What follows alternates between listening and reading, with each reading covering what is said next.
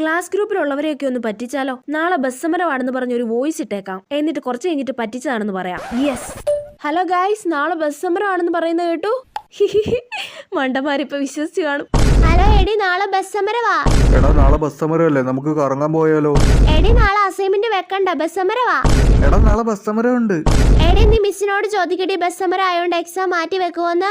Hello സാറേ, നാളെ bus സമരമാണെന്ന് പിള്ളേരൊക്കെ പറയുന്നുണ്ട്. സത്യമാണോ സാറേ? ഞാനൊന്ന് അന്വേഷിച്ചിട്ട് പറയാം. ശരി സാറേ. എടി നാളെ ബസ് സമരം ആയതുകൊണ്ട് ഓൺലൈൻ ക്ലാസ് ഉണ്ട്. ഞാനൊരു കാര്യം പറയട്ടെ, ഞാൻ നിങ്ങളെ പറ്റിച്ചതാണ്. എന്ത്? ബസ് സമരം ഉണ്ടെന്ന് പറഞ്ഞ് ഞാൻ വെറുതെ വോയിസ് ഇട്ടതാടി. പോടി, മിസ് പറഞ്ഞല്ലോ നാളെ ബസ് സമരം ആയതുകൊണ്ട് ഓൺലൈൻ ക്ലാസ് ഉണ്ടെന്ന്.